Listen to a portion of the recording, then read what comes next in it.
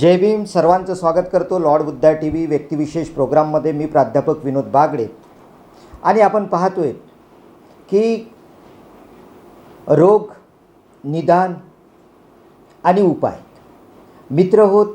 भारत विकसनशील देश असल्यामुळे ज्या मूळ समस्या आहेत रोगांच्या, त्या मूळ समस्येचं निदान कारणं आणि जर आपण आरोग्याची काळजी घेतली नाही तर शेवटी माणसाला मृत्यू प्राप्त होतात. तर आज आपल्यासोबत आहेत अभिद्वी लेझर हॉस्पिटलचे संचालक डॉक्टर प्रवीण सावेजी. जय भीम सर. जय भीम. सर्वप्रथम तुमचं स्वागत आहे. बऱ्याच वेळा आपण पाहतो की भारत हा विकसनशील देश आहे आणि प्रत्येक रोगांवरती बरेचसे लोक घरगुती उपाय करत असतात आणि तुमचा या क्षेत्रामध्ये जवळजवळ दांडगा अनुभव आहेत आणि या अनुभवातून बरेचसे रोगी हे दुरुस्त होत हसत इथून निघून जातात. तर या क्षेत्रामध्ये तुमचा अनुभव किती वर्षाचा आहे आणि आतापर्यंत तुम्ही या अनुभवातून MS सर्जन आहात, तर या लेझर ट्रीटमेंटमधून किती रोग्यांना तुम्ही दुरुस्त केलेले आहेत, तर आमच्या या दर्शकांना याबद्दलची सविस्तर माहिती सांगा. सर्वप्रथम लॉर्ड बुद्धा चॅनलनी हा एक मुद्दा चांगला उपस्थित केला आहे की आपल्या या देशामध्ये आरोग्याबाबत नागरिक किती जागृत आहेत आणि लोकांमध्ये, जनमानसांमध्ये आरोग्याबाबत मोलाचं मार्गदर्शन व्हावं, या दृष्टिकोनातून वेगवेगळ्या क्षेत्रातील डॉक्टरांना आपण इथे आपल्या मंचावर उपस्थित करतात आणि त्यांच्या दृष्टिकोनातून जे काही आपले आरोग्याचे संदेश आहेत ते लोकांपर्यंत पोहोचवण्याचा प्रयत्न करतात. याबद्दल मी पुनश्च आपलं अभिनंदन करतो. तर मला अभ्युदय पाईल्स लेझर हॉस्पिटल या एका छोट्याशा बीजाचं आम्ही रोपण केलं 2009-10 मध्ये आणि आज 15 वर्ष आमच्या या व्यवसायाला झाले. या 15 वर्षामध्ये अभ्युदय पाईल्स हॉस्पिटलच्या 2 ब्रँचेस झाल्या आहेत आणि हजारो रुग्णांनी अभ्युदय पाईल्स हॉस्पिटलमध्ये आपल्या आजाराचं निदान केलं, उपचार केला आणि लेझर बीम टेक्नॉलॉजी याच्या माध्यमातून लोकांना बऱ्याच प्रकारे आराम मिळाला. आणि मला सौभाग्य प्राप्त झालं 2016 की मी चीनला गेलो. तिथून मूळव्याधीसाठी BEAM biological electrical impedance auto measurement हे तंत्रज्ञान भारतातील लोकांना, भारतातील जे रुग्ण आहेत त्यांना, जनमानसातील, समाजातील सर्वात शेवटच्या घटकापर्यंत आपल्या ज्ञानाचा फायदा कसा होईल या दृष्टिकोनातून लेझर तंत्रज्ञान भारतामध्ये आणलं. नवे त्यामध्ये काही सर्जन्सला आम्ही ट्रेनिंगसुद्धा दिलं. त्यामुळे हे बीम लेझर तंत्रज्ञान लोकांमध्ये प्रचलित झालं आणि त्या माध्यमातून लोकांचे मूळव्याध, फिशर, भगंदर, फिशुला, पायलोनेडल सायनस या वेगवेगळ्या आजारांचा आम्ही उपचार करत आलो. सर, तुम्ही आता जे 4 रोग घेतले आहेत, फिशर आहेत, भगंदर आहे, मूळव्याध आहेत, पायलोनेडल आहे, तर या 4 रोगांची जनसामान्यांना ही माहिती नसते बऱ्याच. बिलकुल. आणि त्यामुळे घरगुती उपाय करून हा रोग वाढला जातात आणि कधीकधी त्या रुग्णाला मृत्यूसुद्धा येतो. तर या 4 रोगांची सविस्तर माहिती आमच्या प्रेक्षकांना द्यावी. बिलकुल, खूप चांगला प्रश्न विचारला तुम्ही. ॲक्च्युली मूळव्याधीचा आजार म्हणजे लोकांना सांगता येत नाही आणि लपवता येत नाही अशी स्थिती असते. त्यामुळे काय होतात की शरमेपोटी, लाजेपोटी लोक सांगत नाही, डॉक्टरांना भेटत नाहीत. त्यामुळे एखाद्या मित्राला आजार झाला असेल, तो सांगतो की मी अमुक क्रीम वापरला होता, तो क्रीम वापर किंवा ती औषधी घे, ही जडीबुटी घे. तर असं कधीच करू नका, कारण तिथे होणारे जवळपास 30 ते 40 प्रकारचे आजार असतात. माझ्यापुढे मी एक मॉडेल ठेवलेलं आहे ज्याच्यामध्ये मी तुम्हाला सांगू शकतो की ही एक संडाची जागा असते, गुदभागाची जागा असते. यामध्ये जसं आपण मूळव्याधीचं उदाहरण घेऊ की मूळव्याध म्हणजे काय, तो मूळव्याध म्हणजे या ठिकाणी होणाऱ्या रक्तवाहिन्यांचा प्रसार किंवा रक्तवाहिन्या फुगून तिथे मूळव्याध तयार होतो. मूळव्याधीचं मुख्य लक्षण म्हणजे तिथून रक्तस्राव होतो आणि हा रक्तस्राव असा असतो की पूर्ण कमोडची शीट भरते, म्हणजे फ्लॅश ऑफ पॉईंट किंवा पिचकारीसारखं रक्त जाणे हे मूळव्याधीचं पहिलं लक्षण आहे.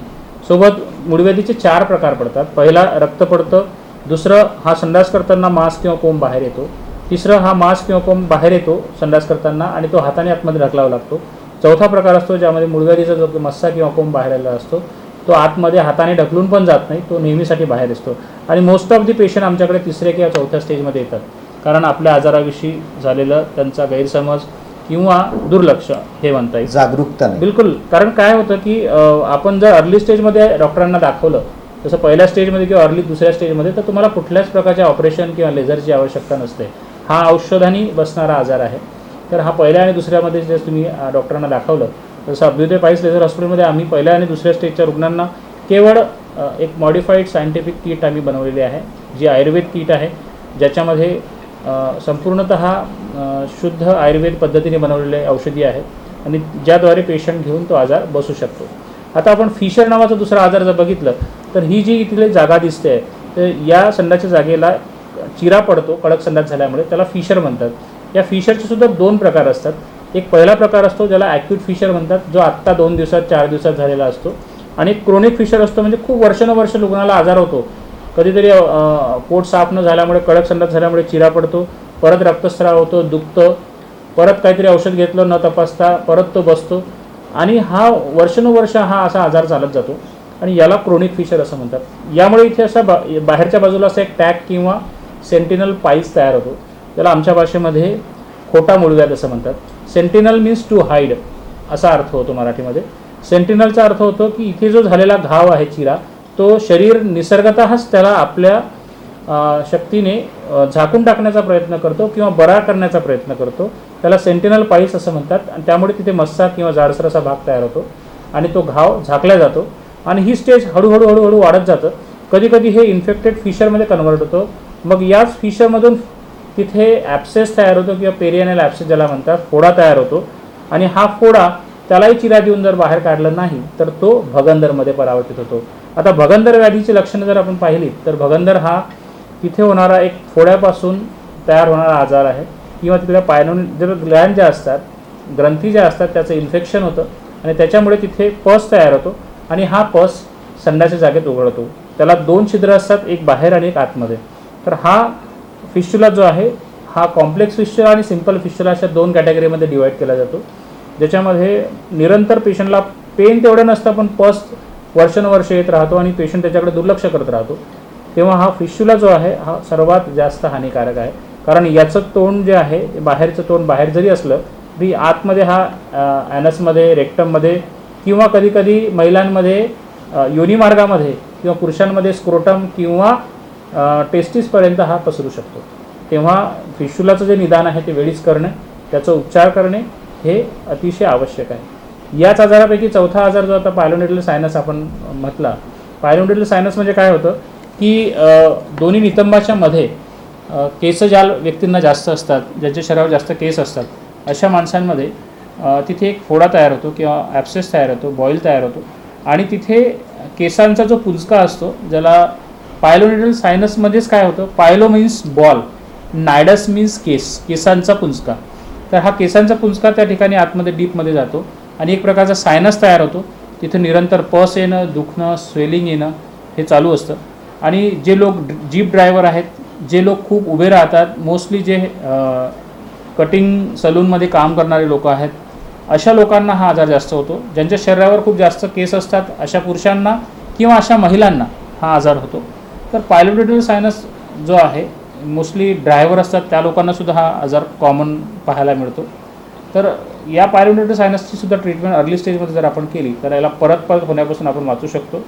तर ही याची लक्षणे आहेत आणि योग्य वेळी आणि योग्य डॉक्टरांकडे जर आपण सल्ला घेतला तर नक्कीच आपण या 4ही आजारापासून वाचू शकतो. जे आता तुम्ही फिशर आहेत, भगंदर आहेत, पायलोनेटल सायनस आहेत, हे 4ही जे रोग आहेत, बऱ्याच वेळाच आपण पाहतो की आज 75% जी जनता ही खेड्यामध्ये राहते आणि खेड्यामध्ये अवेअरनेस नसल्यामुळे आता बऱ्याच वेळा हे सायलोनिडल सायनस जो आहे तो मी पहिल्यांदा ऐकत आहे. तर असं म्हणजे त्याला खेड्याच्या भाषेत काय म्हणतात हे म्हणजे माहीत नसते.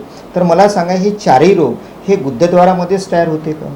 यातले 3 जे आजार आहेत, मूळव्याध आहे, फिशर आहे आणि भगंदर आहे, हे गुदभागाच्या ठिकाणी आणि आजूबाजूला होणारे आजार आहेत. आणि पायलोनेटल सायनस हा गुदभागाच्या वरती दोन्ही बटकच्या मध्ये जी गॅप असते, ज्याला क्लेफ्ट टॉप बटक असं म्हणतो आपण, तर त्या ठिकाणी दोन्ही नितंबाच्या मध्ये होणारा आजार आहे. तर याची जी साईट आहे की कधी कधी हा पायलोटेडल सायनस आणि भगंदर एकत्र होतो. त्याच्यामुळे दोन्हीमध्ये कन्फ्युजन असतं लोकांना. नेमकं आपल्याला काय आजार झाला आहे हेच लोकांना समजत नाही. त्याच्यामुळे मी बघितलं आहे की बऱ्याच वेळेला पायलोटेडल सायनसचे पेशंट स्किनवाल्या डॉक्टरांकडे जातात, कारण त्यांना माहितीच नसते की कुठल्या डॉक्टरांकडे जायचं आहे. तर तेव्हा तुम्हाला या आजारापैकी जेव्हा पण तुमच्या शरीरात कुठेतरी पस येतो आहे, दुखतं आहे, तर त्यावेळेला तुम्ही सर्जन्सला दाखवणं फार आवश्यक असतं, जेणेकरून त्यावेळेस वेळेला त्याचा आजाराचं जे आहे निदान होऊन तुम्ही नक्की बरे होऊ शकता. सर, आता हे झाली आजारासंबंधी माहिती आपण पाहतोय, परंतु बऱ्याच वेळा काय होतं आहे की दैनंदिन तुमची जीवनशैली आहे, तुमचं खानपान आहे, तुमचं व्यायाम आहे, हे जर प्राथमिक स्टेजमध्ये जर या रोगांना आपण टाळण्यासाठी कोणकोणते उपाय केले पाहिजे, किंवा हा रोग जर बऱ्याच वेळा आपण सेफ्टी प्रिकॉशन म्हणू, कोणते सेफ्टी प्रिकॉशन आपण घेतले पाहिजे? बिलकुल. आता जसं आपल्याला मूळव्याधीसारखा आजार जर टाळायचा असेल तर आपल्या आहारामध्ये फायब्रस डाएट घेणं आवश्यक आहे, कडधान्य घेणं आवश्यक आहे, भरपूर पाणी पिणे, त्यानंतर सलादाचं सेवन, जे पण सीजनल फ्रूट्स आहेत ते सगळे खाणं फार आवश्यक आहे. आणि जेणेकरून तुम्हाला कॉन्स्टिपेशन होणार नाही, पोट साफ होईल, यासाठी तुम्ही रात्री झोपताना एक त्रिफळा चूर्णाचं चूर्ण 3 ते 4 ग्राम घेऊ शकता कोमट पाण्यासोबत. व्यायाम, योगा, प्राणायाम करणे, सोबत रात्रीला झोप व्यवस्थित घेणे, रात्री जागरण न करणे आणि दिवसा पण न झोपणे, ह्या दोन्ही कारणं फार महत्त्वाचे आहेत, जेणेकरून आपण मूळव्याधीला रोखू शकतो. तसंच फिशरचं आहे. फिशरमध्ये मुख्यतः कारण महिलांमध्ये असतं की प्रेग्नन्सीमुळे महिलांमध्ये फिशर होतं, किंवा हार्मोन्सचं शरीरामध्ये प्रमाण वाढलं, जसं हायपोथायरॉइडिझम आहे, तर त्यामुळे महिलांना कॉन्स्टिपेशन होतं. तर अशा वेळेला कॉन्स्टिपेशन दूर करणे, भरपूर सलाद आहारामध्ये, आपल्या तूप किंवा गाईचं तूप ज्याला आम्ही म्हणतो,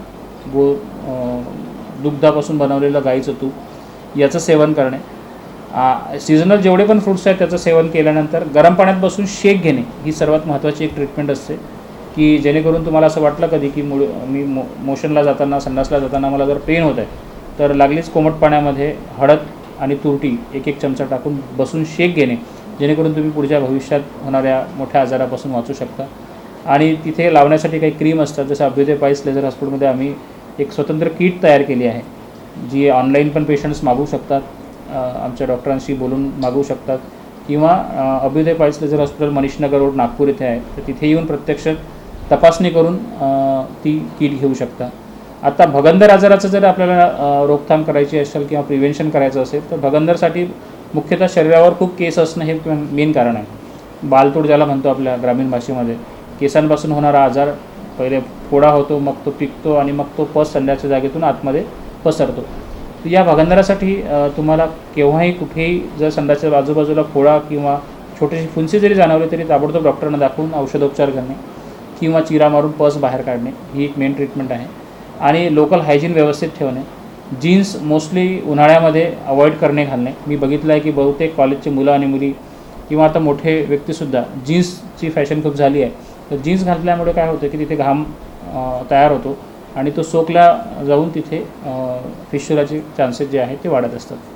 आणि पायलोनेटल सायनसला जर आपल्याला प्रिव्हेंट करायचं असेल तर पायलोनेटल सायनसमध्ये मोस्टली पेरियानल रिजनला स्वच्छता ठेवणे, बटक्सचा जो एरिया आहे तिथे जर खूप जास्त हेअर असतील तर हेअर रिमूव्ह करणे, तर परमनंट हेअर रिमूव्हल लेझरनी केलं जातं अभ्युदय पाईस हॉस्पिटल आमच्या सेंटरला. तर ते तुम्हाला असं वाटतं की मला जर खूप जास्त केस असतील शरीरावर, तर त्याला हेअर रिमूव्हल लेझरच्या माध्यमाने तुम्ही करू शकता, जेणेकरून भविष्यात तुम्हाला सायनसचा आजार होणार नाही, पायलोनेटल सायनस होणार नाही. मोस्टली जे लोक खूप जास्त स्टँडिंग असतात, खूप जास्त बसून असतात, या दोघांना पण ते होऊ शकतं. तर आपल्या मध्ये कामाच्या मध्ये ब्रेक घ्यावा, अर्धा ते 1-1 तासाच्या अंतरात थोडासा ब्रेक घेऊन आपण आपले कामं करू शकतो. सर, एक महत्त्वाचा प्रश्न आहे की आपण बघतोय भारतामध्ये की प्रत्येक आज जवळजवळ महाराष्ट्राचा जर विचार केला तर 24,000 खेडे, आणि 24,000 खेड्याचा जर विचार केला की प्रत्येक घरात तुम्हाला हा मूळव्याध दिसतोय. तर याची सुरुवातीची जी लक्षणं आहेत ती कोणत्या प्रकारची आहेत?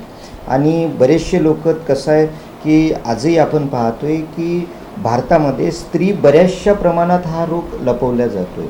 तर आमच्या दर्शकांना हे फार महत्त्वाचं आहे की त्याची जी लक्षणे आहेत, कुठल्या प्रकारची लक्षणं आहे ते आम्हाला दर्शकांना सांगावी. मूळव्याधीचं सर्वात महत्त्वाचं लक्षण म्हणजे पिचकारीसारखं रक्तस्राव जाणे, संडास करताना काहीतरी मांस बाहेर आल्यासारखं वाटतं आणि ते आपोआप जातं, ही सेकंड स्टेज असते. थर्ड स्टेजमध्ये ते आपोआप जात नाही, त्याला हाताने आतमध्ये ढकलावं लागतं. चौथी स्टेजमध्ये ते नेहमीसाठी बाहेर राहतं, त्याच्यामुळे ते खूप पेन असतं. तसं पाहिलं तर piles is a painless condition. पाईल्समध्ये पेन कधीही होत नाही अनटिल अँड अनलिस तो चौथ्या स्टेजमध्ये जात नाही. पहिल्या, दुसऱ्या, तिसऱ्या स्टेजमध्ये पाईल्समध्ये पेन कधीच होत नाही.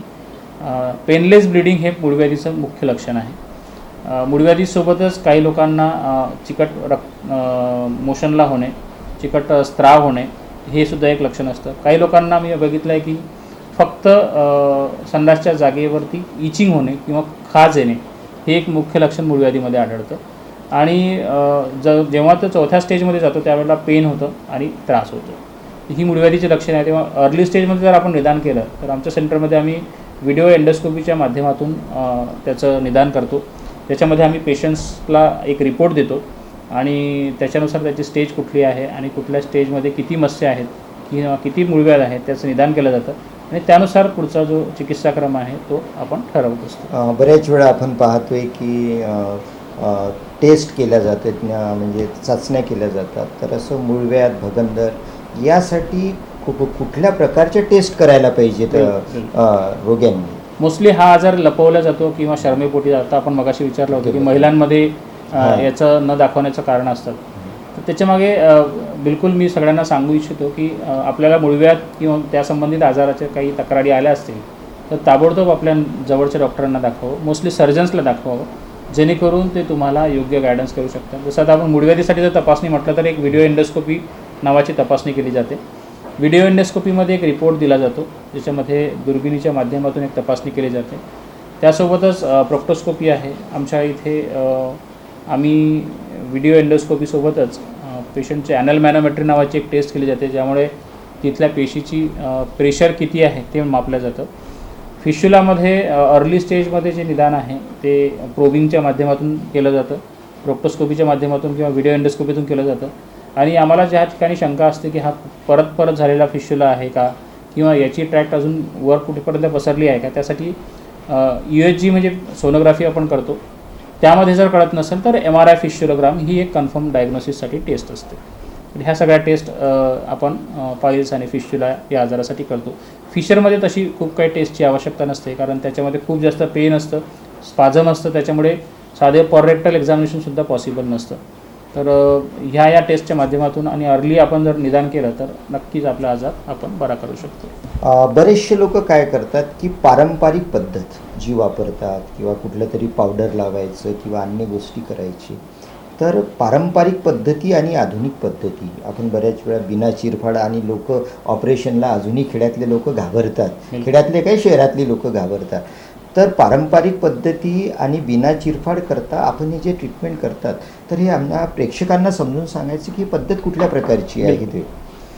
जसं आपण आता मूळव्याधीचा जर विचार केला तर मूळव्याधीमध्ये आम्ही ॲडव्हान्स लेझर उपचार पद्धती करतो. त्यामध्ये काय केलं जातं, जसं की मूळव्याधीचा हा मस्सा आहे आपल्याला दिसत असेल, तर या आधीच्या जे ऑपरेशन्स केले जे आहे ते कन्व्हेन्शनल सर्जरी जी केली जायची त्याच्यामध्ये काय केलं जातं की याला मूळव्याधीच्या मस्स्याला कापलं जायचं, इथे टाके मारले जायचे, त्याच्यामुळे घाव व्हायचा, पेशंटला दुखायचं किंवा पेन राहायचं, पेशंटला 1 महिना घरी राहायला लागायचं आणि ब्लिडिंग आणि बाकी सगळे कॉम्प्लिकेशन्स राहायचे. आत्ता आम्ही जे ॲडव्हान्स लेझरच्या माध्यमातून जे ट्रीटमेंट करतो यामध्ये मूळव्याधीच्या मुळाशी लेझरच्या माध्यमातून विशिष्ट किरणाद्वारे तिथे ट्रीटमेंट केली जाते. त्यामुळे त्या मूळव्याधीला जो होणारा रक्तस्राव आहे किंवा पुरवठा आहे, रक्तपुरवठा, तो बंद केला जातो. त्यामुळे मूळव्याध जो आहे तो मुळापासून बरा होतो. यामध्ये कुठल्याही प्रकारचा घाव नसतो, टाका नसतो, त्याच्यामुळे पेशंटला पेन पोस्ट ऑपरेटिव्ह खूप कमी असतं, रक्तस्राव होण्याचे चान्सेससुद्धा खूप कमी असतात. आणि याच्यामुळे काय आहे की पेशंटला आपलं डेली रुटीनला जॉईन व्हायला खूप कमी वेळ लागतो. आता हे झालं मूळव्याधीसाठी. आता आपण फिशरची जर विचार केला तर फिशरमध्ये इथं लॅटरल स्फिंक्टरटॉमी केली जाते. ती सुद्धा लेझरच्या माध्यमातून अतिशय कमी स्फिंक्टर फायबरला ब्रेक करून केली जाते. त्याच्यामुळे तिथेसुद्धा घाव होत नाही किंवा खूप मोठी जखम राहत नाही. त्याच्यामुळे पोस्ट ऑपरेटिव्ह ड्रेसिंगची खूप आवश्यकता नसते आणि घरी पण पेशंट लवकर जाऊ शकतो. तिसरं फिश्युलामध्ये जर आपण फिश्युलामध्ये लेझर ट्रीटमेंट कशी करतो हे बघितलं तर फिश्युलासाठी आमच्याकडे जवळपास 10 ते 12 प्रकारच्या ट्रीटमेंट आहे, ज्याच्यामध्ये लिफ्ट आहे, वाफ्ट आहे, त्याच्यामध्ये स्लॉफ्ट आहे, सोबत इफ्टाक नावाची मॉडिफाईड टेक्निक आहे. जसं आधी लोकांना असं वाटायचं की क्षारसूत्र ट्रीटमेंट जी आहे ती खूप त्रासदायक असते, पेनफुल असते, पण याच्यामध्ये आता इंटरसिप्शन ऑफ फिश्युलस ट्रॅक्ट अँड क्षारसूत्र लागेशन ही एक मॉडिफाईड पद्धती आली आहे, ज्यामध्ये आम्ही फिश्युला जो ट्रॅक्ट आहे त्यामध्ये एक विंडो तयार करून क्षारसूत्र जो आहे तो एवढ्याच भागात टाकतो आणि कितीही मोठी ट्रॅक्ट असेल तरी तो फिशला जो आहे तो लवकर हील होतो. यासोबत आम्ही जेव्हा लेझर ट्रीटमेंट करतो, कॉम्बिनेशनमध्ये जेव्हा आम्ही ट्रीटमेंट करतो त्यामध्ये लेझरनी बाहेरच्या छिद्रातून आतमधल्या छिद्रापर्यंत एक विशिष्ट प्रकारचा रेडियल फायबर टाकला जातो. त्यामुळे ती पूर्ण ट्रॅक जी आहे लेझरनी ॲब्लेट केली जाते, कुठल्याही प्रकारचं स्पिंक्टर कट न करता. कारण काय होतं की इतर ऑपरेशनमध्ये स्पिंक्टरला कट केलं जातं, त्यामुळे तिथल्या मांसपेशीचं नियंत्रण जातं आणि संडासाला पेशंटला कळत नाही की आपल्याला कंट्रोल राहत नाही. तर अशी कुठलीही भीती या प्रकारच्या ऑपरेशनमध्ये नसते. त्याच्यामध्ये कुठल्याही प्रकारचा स्पिंक्टर कट केला जात नाही आणि ही अतिशय मिनिमम इन्व्हेसिव्ह प्रोसिजर असते, ज्याच्यामध्ये फिश्युलाचं जे ट्रॅक्ट आहे ते पूर्ण ट्रॅक्टमध्ये ॲब्लेट करून फिश्युला हा आपल्याला बरा करता येतो. तर फिश्युलासाठी आपण वेगवेगळ्या पद्धती ज्या असतात त्याच्यामध्ये अर्ली स्टेजचा फिश्युला असेल किंवा स्मॉल फिश्युला असेल तर वेगळी ट्रीटमेंट असते आणि कॉम्प्लेक्स फिश्युला असेल तर त्याला एक ॲडव्हान्स लेझर किंवा इतर पद्धतीचा आपण वापर करत असतो. सेम जसं आपण पायलोनेडल सायनसमध्ये आहे ती एक OPD प्रकारची ट्रीटमेंट आहे, म्हणजे त्या पेशंटला तर ॲडमिट पण व्हायची गरज नसते. अच्छा. एक पेशंट एका तासासाठी येतो, त्याला तिथे जे फिशुलस पायलोनेडल सायनस ट्रॅक्ट आहे त्याच्यामध्ये लेझरने ॲब्लेट केलं जातं. त्यात आतमध्ये असलेल्या केसांचा पुंजका काढला जातो. ती जखम पण खूप मिनिमल आणि छोटी असते आणि पेशंट एका तासात घरी जाऊ शकतो आणि नेक्स्ट डे ऑफिसला पण जाऊ शकतो. बऱ्याच लोकांमध्ये भीती असते आधुनिक ट्रीटमेंटबाबत, तर त्यावेळेस याचे काही साईड इफेक्ट्स आहे का सर? कुठलेही ट्रीटमेंट म्हटल्यानंतर किंवा मॉडर्न ट्रीटमेंट म्हटल्यानंतर त्याचे थोडे बहुत प्रमाणामध्ये साईड इफेक्ट असतात. अच्छा. पण आपण जर अर्ली स्टेजमध्ये आलो आणि आपल्या आजाराचं निदान योग्य वेळी जर झालं असेल तर कुठल्याच प्रकारचे साईड इफेक्ट लेझरचे किंवा इतर ट्रीटमेंटचे नसतात. आता याच्यामध्ये आम्ही जी ट्रीटमेंट करतो ती आयुर्वेद म्हणजे हजारो वर्षापासूनचं असलेलं सायन्स आणि जगातल्या अत्याधुनिक निकटतम रिसर्च लेवलला असलेलं लेझर ट्रीटमेंट, या दोन्हीच्या माध्यमातून आम्ही ट्रीटमेंट करतो. आणि याच्यामध्ये कसं आहे की जसं फिश्युलामध्ये जर आपण विचार केला तर हा परत परत होणारा आजार आहे. अच्छा. तर या आजाराला रोखण्यासाठी आमच्याकडे आधुनिक लेझर ट्रीटमेंट प्लस ॲडव्हान्स इफ्टाक लेझर ट्रीटमेंट या दोन्हींचं कॉम्बिनेशन करून आम्ही ट्रीटमेंट करतो. त्यामुळे रिकरन्सचा रेट हा खूप कमी आहे, पेशंटला जास्त दिवस ॲडमिट राहावं लागत नाही आणि दोन्ही टेक्नॉलॉजीचा वापर केल्यामुळे नक्कीच याचा जो फायदा आहे तो पेशंटला होतो. मला बऱ्याच वर्षापासून हा प्रश्न 15 वर्षापासून मी जेव्हा प्रॅक्टिसमध्ये आलो तेव्हा मला हा पडायचा की समजा हा फिश्युलाचा आजार मला झाला तर मला मी माझ्यासाठी स्वतःसाठी ही कुठली ट्रीटमेंट प्रेफर करेल. तर डेफिनेटली मी अशी ट्रीटमेंट प्रेफर करेल ज्याने मला पेन होणार नाही, ज्याने मला आजार परत होणार नाही आणि माझ्या कमी खर्चामध्ये होईल, अशा प्रकारची मी पद्धती अवलंबेल. तर यावरती विचार करताना मी आत्ता माझं एक नवीन पुस्तक पण येत आहे, मी एक पुस्तक लिहितो आहे त्याच्यामध्ये इंटिग्रेटेड ॲप्रोच आहे. त्या पुस्तकाचं जे ॲप्रोच आहे ते इंटिग्रेटेड म्हणजे modern medicine plus ancient Ayurveda याच्या माध्यमातून रुग्णांना, सर्जरीच्या रुग्णांना आपल्याला कशा प्रकारे आराम देता येईल याविषयीचं ते एक पुस्तक आहे आणि 7 जुलैला ते आता प्रकाशित होत आहे.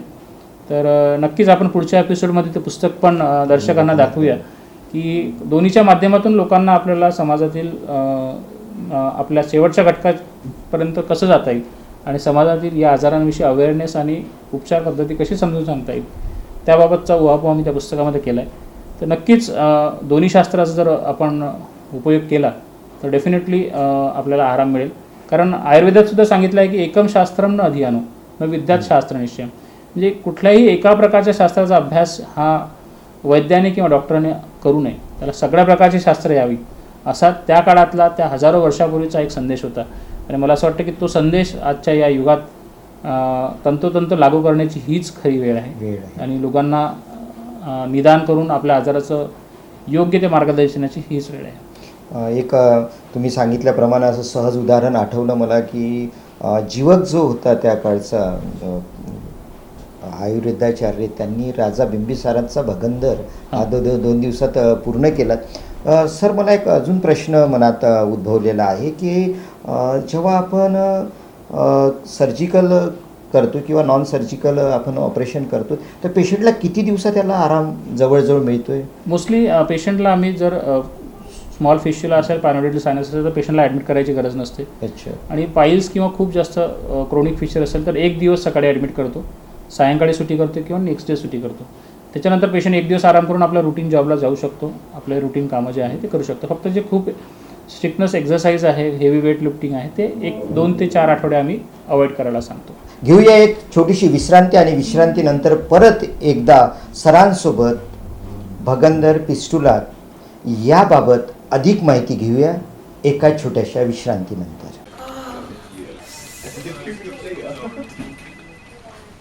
बॉस ने मीटिंग बुलाई. क्या यार, आदमी की तकलीफ को तो समझो. बाहर बाहर उठो बैठो.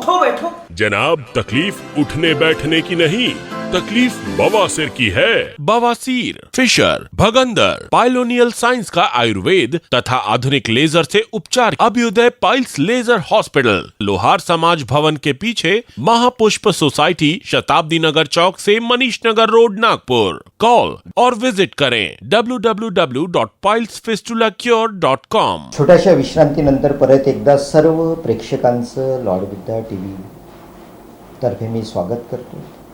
आणि आज आपल्यासोबत आहे व्यक्तिविशेष कार्यक्रमामध्ये अभ्युदय लेझर हॉस्पिटल यांचे संचालक doctor Pravin Sable sir. Sir, मला एक अजून प्रश्न मनात आला थोडंसं याच्या व्यतिरिक्त. अभ्युदय म्हणजे पर्टिक्युलरली काय, म्हणजे हा एक महत्त्वाचा प्रश्न होता, म्हणजे की बऱ्याच वेळा की अर्थ काय असतो बाबा याचा. बिलकुल. मी जसा प्रश्न विचारला तसे माझे बरेचसे प्रेक्षक, त्याच्यामध्ये माझे पेशंट जे असतात ते पण मला हा प्रश्न विचारतात की अभ्युदय म्हणजे सरांच्या मुलाचं नाव असावं. 90% लोकांना असंच वाटतं. अभ्युदय ज्या वेळेला मी BMSला चरक संहिता वाचत असताना मला हा एक शब्द चरक संहितेमध्ये आढळला. अभ्युदय याचा अर्थ होतो रायझिंग सन. हां, म्हणजे उगवतात सूर्य आपण त्याला म्हणू मराठीमध्ये. तर अभ्युदयाचा अर्थ तो होतो. आणि मूळव्याधीच्या आजारासाठी आम्ही एक जे छोटंसं बीज त्या काळी रोपण केलं 2009मध्ये. त्याचा आज वटवृक्ष झाला आहे. आणि खरंच म्हणजे चांगलं वाटतं की अभ्युदय हे नाव आमच्या हॉस्पिटलला आम्ही जे ठेवलं ते खऱ्या अर्थाने सार्थक झाल्याचं आम्हाला समाधान आहे. म्हणजे उगवता सूर्य, खूपच छान, अतिशय छान. म्हणजे बऱ्याच वेळा लोकांमध्ये प्रश्न निर्माण होतो की कोणी वडिलांच्या स्मृती किंवा मुलांच्या आनंदात ते नाव ठेवतात. तर आता शस्त्रक्रिया झालीत, लेझर ट्रीटमेंट झालं, उपचार झालं, तर हे जे दैनंदिन जीवनामध्ये ऑपरेशन झाल्यानंतर यांच्यावरती परत तो रोग हवी होऊ शकतो का सर? बऱ्याच वेळेला रुग्णांना असं वाटतं की आता मी लेझर ट्रीटमेंट केली आहे तर नेक्स्ट डेपासून मी नॉनव्हेज खाऊ शकतो का, किंवा माझी दैनंदिन दिनचर्या कशी जरी असली तरी मी कसंही वागू शकतो का. तर बिलकुल नाही आहे. तुम्ही तुमचा जो आजार झाला, जसं फॉर एक्झाम्पल मूळव्याध जर झाला असेल तर तुम्ही त्याचा जो ॲनाटॉमिकल डिफेक्ट झाला होता तो दूर केला आहे. पण फिजिओलॉजिकल डिफेक्ट तो अजूनही तुमच्या शरीरामध्ये आहे. मीन्स तुमची जी दिनचर्या आहे ते तुम्हाला सुधारावं लागेल. तुमचं डायजेस्टिव्ह सिस्टीम करेक्ट करावी लागेल. तुम्हाला झोपण्याची वेळ, खाण्याची वेळ, त्याच्यानंतर तुमच्या रुटीन जे आहे त्या सगळ्याची जी वेळ आहे ती निश्चित करावी लागेल. तुम्हाला जेवणामध्ये, खाण्यामध्ये जे पथ्य आहे, तो क्रम आहे, तो तुम्हाला पाळावाच लागेल. कारण कसं आहे की तुम्ही जर ऑपरेशन केल्यानंतर किंवा लेझर ट्रीटमेंट केल्यानंतर परत नॉनव्हेज खायला सुरुवात केली, परत तुमची दिनचर्या बिघडवली तर डेफिनेटली हा आजार परत होऊ शकतो. तुम्ही पहिल्याच वेळेस पहिल्या प्रश्नामध्ये सांगितलं की दिनचर्या कशी असायची, आहार कसा असायचा, विहार कसा असायचा, त्या रोग्यांनी कशा प्रकारे वागायचं. तर मला एक गोष्ट ही फार महत्त्वाची आहे की परत मी त्या प्रश्नावरती येतो आहे. कारण एक डॉक्टर म्हणजे त्यांचे जे पेशंट असतात हे गावातून येतात, शहरातून येतात. तर बऱ्याच वेळात ऑपरेशन झाल्यानंतर त्यांची जी दिनचर्या आहे तर त्या दिनचर्येमध्ये ऑपरेशननंतर त्यांनी आहारात काय घ्यावं? ॲक्च्युली जेव्हा पेशंट आता लेझर ट्रीटमेंटसाठी आमच्याकडे येतो त्यावेळेस सकाळी आम्ही उपाशी पेशंटला बोलवतो. कुठल्याही प्रकारचं पाणी किंवा चहा नाश्ता काही न घेता पेशंटला बोलवतो. फक्त जर पेशंट BPचं औषध घेत असेल तर BPची गोळी 1 घोट पाण्यासोबत घ्यायला देतो. त्यानंतर ॲनेस्थेशिया दिला जातो. त्याच्यानंतर पेशंट जेव्हा 4 तासानंतर पेशंटला ॲनेस्थेशियाचा इफेक्ट उतरल्यानंतर आम्ही थोडंसं पाणी, चहा, बिस्किट किंवा लिक्विड कुठल्याही प्रकारचं ज्यूस पेशंट घेत असेल तर त्याला घ्यायला किंवा नारळ पाणी देतो. त्यानंतर सायंकाळी त्या दिवशी जे आहे ते पेशंटला लिक्विड खिचडी आपण म्हणूया किंवा पातळ खिचडी, सोजी जी आहे ती दिली जाते. आणि नेक्स्ट डेसुद्धा सेमी सॉलिड डाएट देऊन नॉर्मल डाएट तो पेशंट नेक्स्ट डेपासून घेऊ शकतो. आता याच्यामध्ये पेशंटला जे 15 दिवस किंवा 20 दिवस जे आहेत ते पेशंटला रेग्युलर डाएट देताना फक्त खूप तिखट, खूप मसाला, नॉनव्हेजचं सेवन आम्ही नाही सांगतो, स्ट्रिक्टली नाही. त्यामध्ये फक्त फिस्टुलाचा पेशंट असेल, जर तो नॉनव्हेजचं सेवन करू शकतो तर अशा पेशंटला आम्ही बॉइल्ड एग खायला देतो. ते तुम्ही खाऊ शकता, जेणेकरून घाव किंवा प्रोटीन्स शरीराला मिळतात आणि घाव भरण्यासाठी मदत होते. सोबत जसे मुळव्याधीचे पेशंट असतील किंवा फिशरचे पेशंट असतील तर यांना स्ट्रिक्टली कुठल्याही प्रकारचं नॉनव्हेज आम्ही नाही सांगतो आणि खूप हिरवा भाजीपाला, सलाद, सीझनल सगळे फ्रूट्स याचं सेवन करायला सांगत असतो. सर, आता 2009पासून हे तुम्ही रोपटं लावलं, आज याचं एका वटवृक्षात रूपांतर झालं. तर या कार्यक्रमाअंतर्गत लॉर्ड बुद्धा टी व्हीमार्फत जितकी प्रेक्षक आज 28 राज्यात हे टी व्ही चॅनल आहे आणि या टी व्ही चॅनलचे जे दर्शक आहेत हे, आणि शेवटी रोग म्हटलं की हा कोणालाही होतो. तर भारतामध्ये भगंदर, फिस्टुला आहे, फिशर्स आहेत, पायलोक्लोडाईन, सायनस आहे. तर याचं किती प्रमाण आहेत जवळजवळ? आपण जर बघितलं तर साधारणतः 20 to 30% पेशंट जे आहेत ते या सगळ्या आजाराने ग्रसित असतात. म्हणजे आमच्याकडे येणाऱ्या OPDपैकी 10 पेशंट मागे 7 पेशंटला हा आजार असतो. त्यामुळे याचं प्रमाण वाढण्यामागचं कारण असं आहे की आधी आपण बाहेर जाण्यासाठी जेव्हा हॉटेलला जाऊ त्यावेळेला बाहेर जेवण करत होतो. आज तुम्हाला एका थंबवर क्लिक केलं तर तुमच्याकडे स्विगी आहे, झोमॅटो आहे.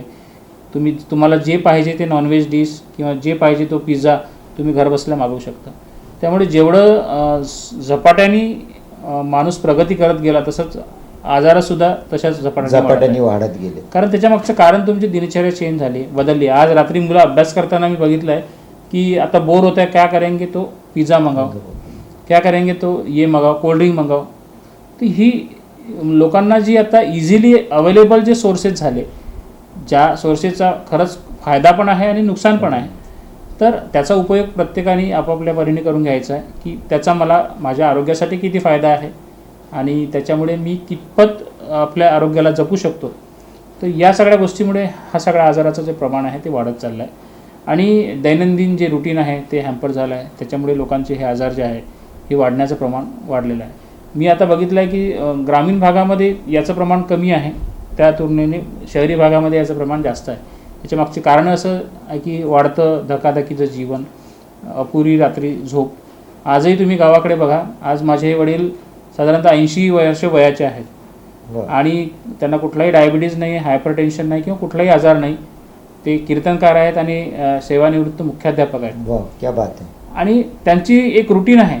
झोपायची जी वेळ आहे ती संध्याकाळी 6:30-7 वाजता ते झोपून जातात, सकाळी 5-6 वाजता उठतात. त्याच्यामुळे हे जे रुटीन आहे, जीवनमान आहे, हे ग्रामीण भागात आज अजूनही आहे. आज ते शहरी भागात तर आपण आज रात्री 11 वाजता जेवण करतो आहे, तुम्ही झोपताय 2 वाजता, 1 वाजता. मोबाईलचा अतिवापर, मी सांगतो की मॅक्झिमम मुळव्याधीचे पेशंट जे वाढले आहेत ते टॉयलेटमध्ये मोबाईल घेऊन जाण्याच्या सवयीमुळे वाढले आहेत.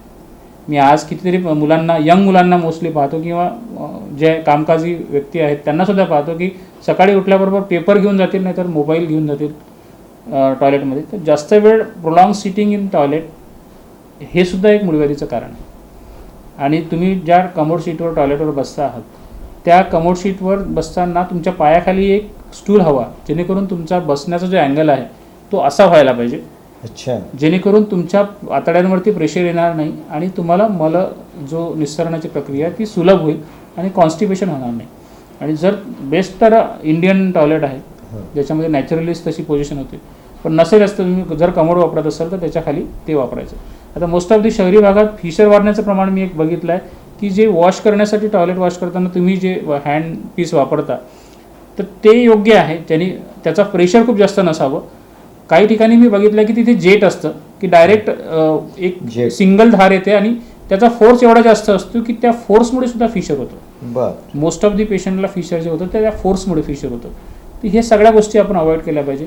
शहरीकरण निश्चितच आपण विकासाच्या दृष्टीकडून जातो आहे, पण विकासाच्या दृष्टीकडून जाताना काही सवयी आपल्याला बदलाव्या लागतील आणि निश्चितच ग्रामीण आणि शहरी भागाचा समतोल राखताना दैनंदिन दिनचर्या, ऋतुचर्या आणि आहारविहार या सगळ्यांचा प्रमाणात आपल्याला नियोजन करून नक्कीच याच्यातून आरोग्यमय असा मार्ग काढावा लागेल. सर, खूपच छान चर्चा झाली. प्रत्येक प्रश्नावरती, प्रत्येक समस्येवरती फिशर, भगंदर यावरती सरांनी अतिशय मार्मिक उदाहरण देऊन आमच्या प्रेक्षकांना सांगितलं. शेवटचा प्रश्न सर, या व्यक्तिविशेष कार्यक्रमातून आमच्या प्रेक्षकांना तुम्ही कोणता संदेश द्याल?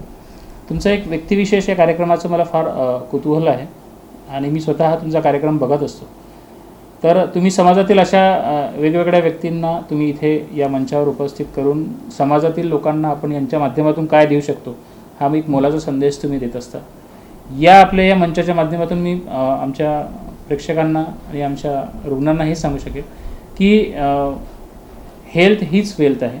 आरोग्य तुमचं जर उत्तम असेल तर हेल्थ तुमची जर उत्तम असेल तर तुम्ही सक्सेसफुल आहात, अन्यथा नाही. आपण आपल्या दैनंदिन दिनचर्येमध्ये आयुर्वेदाचा अवलंब करावा, कारण आयुर्वेदाने म्हटलं आहे की हिताहितम सुखम दुःखम आयुस्तस्य हिताहितम मानम च तच्च हितोक्तम आयुर्वेदसा उच्यते. आपल्या शरीराला हितकर काय आणि अहितकर काय याचा जर आपल्याला पुरेपूर आपण जर अंगीकार केला, तुम्ही जर समजून घेतलं की माझ्या शरीराला जर कोल्ड्रिंक हितकारक नाही आहे, माझ्या शरीराला जर नारळ पाणी हितकारक आहे, याचं सेवन जर मी केलं तर निश्चित तुम्ही मोठ्या मोठ्या आजारांपासून स्वतःला वाचवू शकता. स्ट्रेस, तणाव, मानसिक तणाव आहे त्या गोष्टीत समाधान न मानता आपल्याकडे जे नाही आहे त्या गोष्टी मागे विचार करून आपलं मानसिक ताण सहन वाढवणे आणि मानसिक आजारांना निमंत्रण देणे. कारण आयुर्वेद हा जो शास्त्र आहे, आयुर्वेद हे जे शास्त्र आहे हे फक्त शारीरिक आजारासाठी नाही आहे तर मानसिक आजारासाठी सुद्धा आहे. कारण आयुर्वेदाची जर स्वस्थ व्यक्तीची आपण परिभाषा किंवा व्याख्या पाहिली तर ती आहे समदोषा समाग्निश्च समधातू मलक्रिया प्रसन्न आत्मेंद्रिय मन स्वस्थ इत्याभिधीयते. मीन्स सगळे धातू, सगळे दोष, सगळा अग्नी तुमचा सम असला म्हणजे तुम्ही फिजिकली जर स्वस्थ असलात तर तुम्ही स्वस्थ आहात असे नाही, तर तुम्हाला मेंटली स्वस्थ होणं म्हणजे प्रसन्न आत्मेंद्रिय आणि मन, तुमचं मन जर जोपर्यंत स्वस्थ नाही आहे तर तोपर्यंत तुम्ही स्वस्थ नाही आहात. आणि हीच व्याख्या आज वर्ल्ड हेल्थ ऑर्गनायझेशनने यांनीसुद्धा फिजिकल ॲज वेल ॲज मेंटल हेल्थ याला उदाहरण देऊन सिद्ध केली आहे. तर आपल्याला शारीरिक आणि मानसिकदृष्ट्या स्वस्थ राहण्यासाठी आयुर्वेदाचा अंगीकार करावा लागेल. आपल्याला रसायन औषधांचं सेवन करावं लागेल. रसायन ही औषधी अशी असतात की माणसाचं आयुमान वाढवतं, वेगवेगळ्या आजारांपासून इम्युनिटी आपली डेव्हलप करतं आणि रोगप्रतिकार क्षमता वाढून तुम्हाला तुमचं जीवनमान चांगल्या प्रकारे कसं व्यतीत करता येईल यासाठी काही रसायन औषधे आहे. आत्ता तुम्ही पावसाळा सुरू झाला आहे, पावसाळ्यामध्ये मिळणारं एक चांगलं रसायन म्हणजे तुम्ही जांबू फल आहे, ज्याला जामून म्हणतो, ते बेस्ट रसायन आहे. सोबत तुमचा आवळा आहे, हे बेस्ट रसायन आहे. तुम्ही वर्षभर आवळ्याचं जरी सेवन केलं कुठल्या ना कुठल्या फॉर्ममध्ये ते निश्चितच तुम्हाला तुमच्या शरीरावर तेज वाढेल, तुम्हाला एक प्रकारचं इम्युनिटी वाढेल आणि एक बेस्ट रसायन जे आहे ते बेस्ट रसायन तुम्हाला आपल्याला घेता येईल. तर अशा प्रकारचे आयुर्वेदातले अनेक असंख्य रसायने आहेत, अनंत अशी औषधी आहेत, त्याचं सेवन करून तुम्ही निश्चित स्वस्थ होऊ शकता. आपली दिनचर्या, आहार आणि ऋतुचर्या याच्यानुसार आपलं शेड्यूल बनवून शेवटी हेल्थ हीच वेल्थ आहे हे समजून आपण आपल्या जीवनात मार्गक्रमण करत राहा. आणि लॉर्ड बुद्धा चॅनलच्या या माध्यमातून निदान या पूर्ण एपिसोडमधून आपण हा एवढा जरी संदेश मला असं वाटतं घेतला तर निश्चितच आपलं जीवन सुखमय बनेल. धन्यवाद. समाधानाय सौख्याय निरोगत्वाय जीवने योगमेव अभ्यासते प्राज्ञा यथाशक्ती निरंतरम. सरांनी खूप छान संस्कृतमधून उदाहरण दिलेत. परंतु या जर गोष्टी आहार, विहार आणि व्यायाम या जर तुम्ही निरंतर जर ठेवल्या तर मला वाटते की जगात सर्वात मोठं कुठलं धन आहे तर ते आहे आरोग्यधन.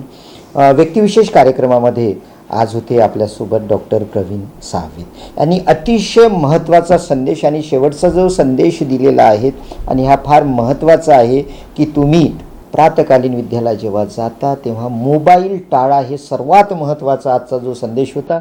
आपण इथेच थांबूया. जय भीम, नमो बुद्धाय.